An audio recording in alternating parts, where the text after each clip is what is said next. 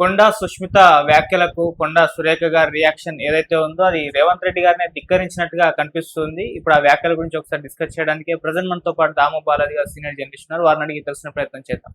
నమస్కారం సార్. నమస్తే. నా కూతురు వ్యాఖ్యలకు నాకు సంబంధం లేదని చెప్పేసింది సార్. ఇది రేవంత్ రెడ్డి గారిని ధిక్కరించినట్టేనా? అందరూ అలానే భావిస్తున్నారు. మరి ఇప్పుడు రేవంత్ రెడ్డి గారు ఎటువంటి నిర్ణయం తీసుకుంటారు? ఆయన లండన్ లో ఉన్నారని తెలుస్తుంది. దీని మీద అందరితో డిస్కషన్ చేస్తారని తెలుస్తుంది. మరి ఆయన ముందున్న ఆప్షన్స్ ఏంటి?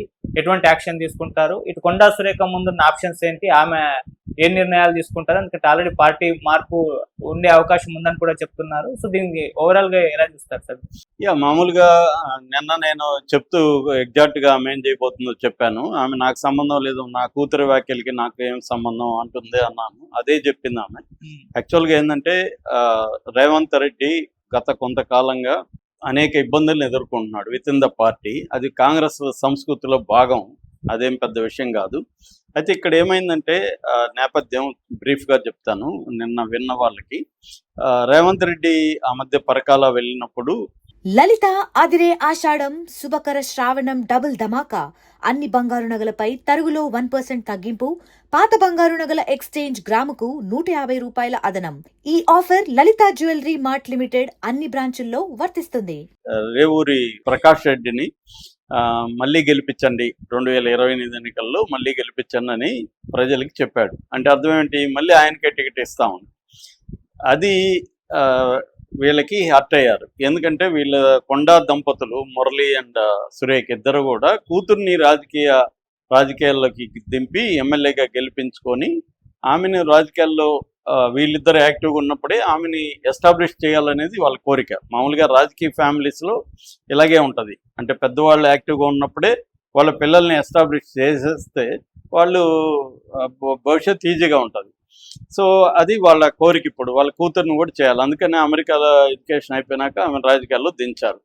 సో ఇప్పుడు ఏంటంటే ముందు నుంచి కూడా కొండా దంపతులకు ఉన్న యూఎస్పి ఏంటంటే దూకుడుగా ఉండడం, ఒక రౌడీజం చేయడం, దూకుడుగా ఉండడం, అగ్రెసివ్గా ఉండడం అనేదే వాళ్ళకి ప్లస్ అయింది. దాన్నే వాళ్ళు నమ్ముకొని ముందుకెళ్తారు. మామూలుగా ఒక్కొక్క నాయకుడికి ఒక్కొక్క ప్రత్యేకత ఉంటుంది.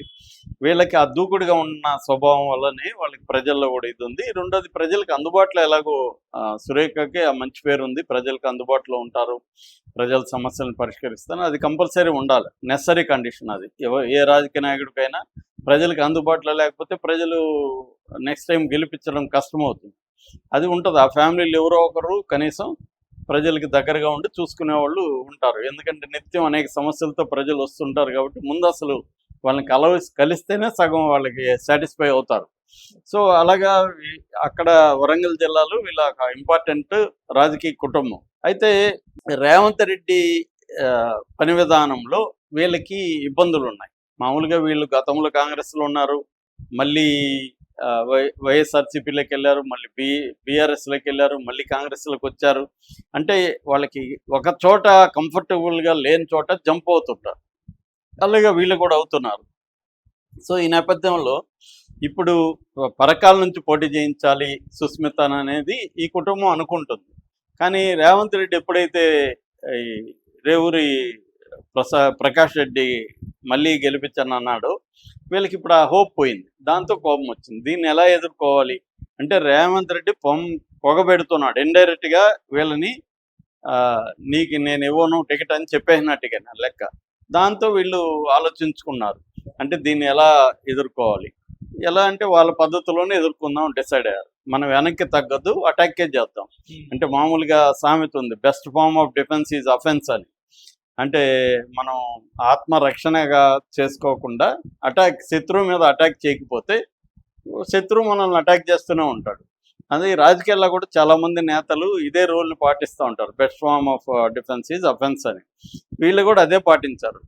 ఎదుర్కొన్నాం, ఏమవుతుంది మహా అంటే మంత్రి పదవి ఓడుతుంది వరస్ట్. అంటే ఇప్పుడు మంత్రి పదవి కూడా మనకేం పెద్దగా ఒరగట్లేదు. మనకేమి కొంతమంది మంత్రులకే మొత్తం రేవంత్ రెడ్డి క్యాబినెట్లో వాళ్ళకే ఇంపార్టెన్స్ ఇస్తున్నాడు, వాళ్ళే అంతా నడుస్తుంది, మనకేం పెద్ద నడవలేదు. సో 9 ఊడిపోయి ముక్కు ఉంటే ఏంటి లేకపోతే ఏంటి, మనకు కనీసం ఒక ధిక్కారం చేసిన ఇది ఉంటుంది, ప్రజల్లో ఇది ఉంటుంది అనేది వాళ్ళు నిర్ణయించుకున్నట్టుగా మనకు అర్థమవుతుంది. లేకపోతే ఇంత ధైర్యం చేయరు. ఎందుకంటే చెస్ గేమ్ లాగా రాజకీయాల్లో కూడా మనం ఒక స్టెప్ వేస్తే అవతలోడు ఏం స్టెప్ వేస్తాడు, దాని తర్వాత మనమే వేయాలి అంటే కాన్సిక్వెన్సెస్ ఆలోచించే వీళ్ళు చేసినట్టుగా మనకు అర్థమవుతుంది. సో ముందుగానే వాళ్ళు డిసైడ్ అయ్యారు, నువ్వు మాట్లాడు, ఒకవేళ వాళ్ళు నన్ను అడుగుతారు అప్పుడు నాకు నీకేం సంబంధం లేదని చెప్తా, ఆ తర్వాత ఏం చేస్తారో దానికి మనం రెడీగా ఉన్నాం అనేది వాళ్ళు డిసైడ్ చేయకుండా ఈ అమ్మాయి అలా మాట్లాడుతుందని నేనైతే అనుకోవట్లేదు. సో అందుకని ఈ అమ్మాయి ఏంటంటే డైరెక్ట్గా అటాక్ రేవంత్ రెడ్డి మీద చేసేసింది. అసలు నువ్వు డిసైడ్ చేయడానికి అధిష్టానంగా చేయాలి, నువ్వు టికెట్ లేవు, అట్లయితే 119 మందికి నువ్వే అనౌన్స్ చెయ్యి అని ఆమె అన్నది. అది టెక్నికల్గా కరెక్టే, రేవంత్ రెడ్డి డిసైడ్ చేయడానికి లేదు. That is number 1. నెంబర్ 2 ఏంటి, ఒక పక్క అధిష్టానమే నిర్ణయించాలని చెబుతూ మళ్ళీ నేనే పోటీ చేస్తాను అంటుంది అమ్మాయి. మరి అది కూడా రాంగ్ కదా, అధిష్టానానికి అప్పీల్ చేయాలి కదా. కానీ నేనే పోటీ చేస్తానని డిక్లేర్ చేయడం అంటే అర్థం ఏంటంటే నువ్వు టికెట్ ఇచ్చినా టికెట్ ఇకపోయినా ఇండిపెండెంట్గానే నేను ఇక్కడ పోటీ చేస్తా అని చెప్పడం వల్ల ఇప్పటి నుంచే ఆమె తన గ్రౌండ్ని పరకాల్లో ప్రిపేర్ చేసుకుంటుంది 2028కి. అంటే రేవూరికి ఆపోజిట్గా చేసుకోవడం. రేవూరిని ఆల్రెడీ ముసలోడు అయిపోయింది, డైపర్లు వేసుకునే వయసులో ఇస్తావా, ఇది కూడా చెప్పింది. జంజీ అని ఒక పక్క చెప్తూ, అంటే రాహుల్ గాంధీని ఇండైరెక్ట్గా జంజీ చెప్తూ మళ్ళీ డైపర్లు వేసుకునేవాడికి ఇస్తావా అనింది. అంటే అర్థం ఏంటంటే యంగ్ జనరేషన్ని అట్రాక్ట్ చేయడానికి, జంజీతో కనెక్ట్ అవ్వడానికి ఆల్రెడీ ట్రై చేస్తుంది. అంటే ఒక ధిక్కారంతో ముందుకెళ్దాం కాంగ్రెస్ సీకిపోయినా అన్నది ఒక నిర్ణయానికి ఆ ఫ్యామిలీ వచ్చినట్టుగా మనకు అర్థమవుతుంది. ఇది క్లియర్గా ఉన్నారు. అందుకనే ఆమె సోకాజ్ నోటీస్ ఇచ్చారు, మల్లు రవి ఇస్తారని ఆమెకు కూడా తెలుసు. సో ఆమె ఏమిచ్చింది, నిన్న మనం చెప్పుకున్నట్టే ఇచ్చింది, నాకేం సంబంధం, నా కూతురు అనింది అక్కడ. నా కూతురు వ్యక్తులు మాట్లాడే, ఫ్యామిలీలో వ్యక్తులు మాట్లాడితే దానికి నేను బాధ్యత వహించాలంటే ఎలాగా, అది ఆ అమ్మాయి ఇది.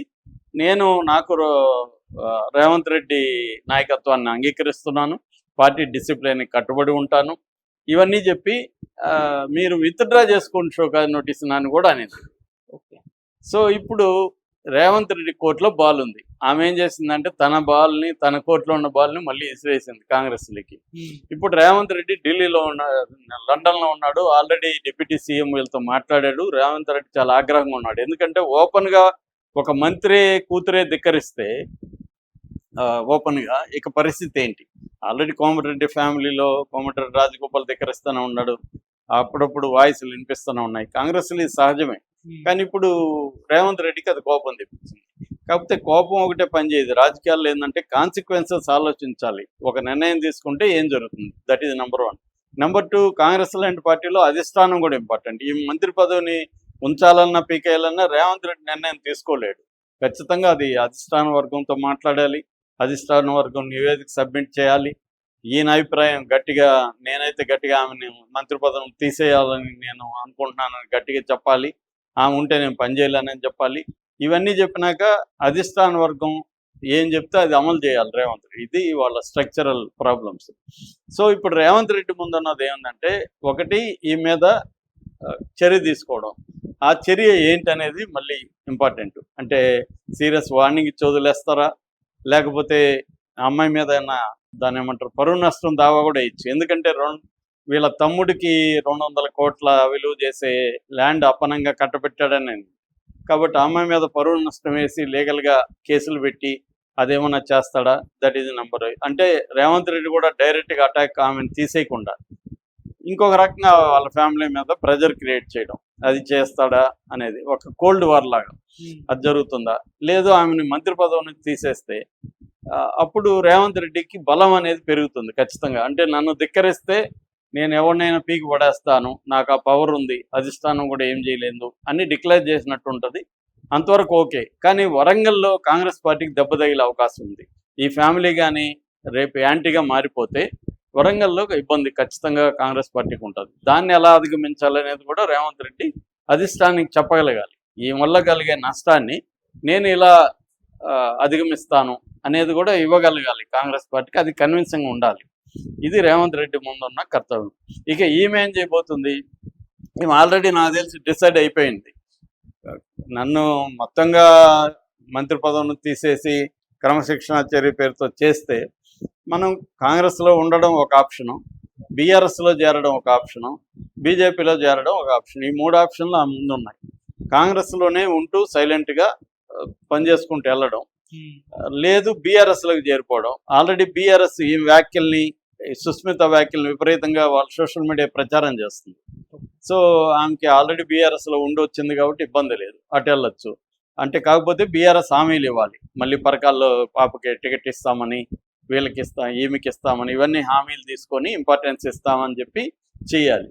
అది బీఆర్ఎస్ చేస్తుందా లేదా చూడాలి. That is number 1. నెంబర్ 2 బీజేపీలో ఆల్రెడీ కరుణసాగర్ ఈమె వ్యాఖ్యల్ని సపోర్ట్ చేస్తూ, ఈమె సాక్షాత్తు మీ మంత్రి కూతురే, నువ్వు అక్రమాలకు పాల్పడ్డావు, ఒక డొల్ల కంపెనీకి 200 కోట్లు కట్టబెట్టారని ఆరోపిస్తుంది, అందుకని రేవంత్ రెడ్డి రిజైన్ చేయాలని ఆయన డిమాండ్ చేస్తాడు బీజేపీ ఆయన. సో బీజేపీ కూడా దీన్ని ఉపయోగించుకుంటుంది. సో బీజేపీ కూడా ఈ హామీలు ఇస్తే రేపు బీజేపీలోకి వెళ్ళొచ్చు. బీజేపీలోకి వెళ్తే అడ్వాంటేజ్ ఏంటంటే బీజేపీ కేంద్రంలో అధికారంలో ఉంది కాబట్టి ఈమెకి హెల్ప్ అయ్యే అవకాశం ఉంది. ఈమె ఒక వరంగల్లో కుటుంబం, రాజకీయ కుటుంబం బీజేపీలో చేరితే బీజేపీకి కూడా స్ట్రెంగ్త్ పెరుగుతుంది అక్కడ. కాబట్టి ఆ మేరకు ఈమెకి ఏమైనా హామీలు ఇచ్చి పదవులు ఇస్తే ఆమె అటు జంప్ అయ్యే అవకాశం ఉంది. సో ఈ 3 ఆప్షన్లు ఆమె దగ్గర ఉన్నాయి. మరి ఆమె ఏం నిర్ణయం తీసుకుంటుంది, రేవంత్ రెడ్డి ఏం నిర్ణయం తీసుకుంటాడు అనేది మనం చూడాలి. Okay, thank you so much.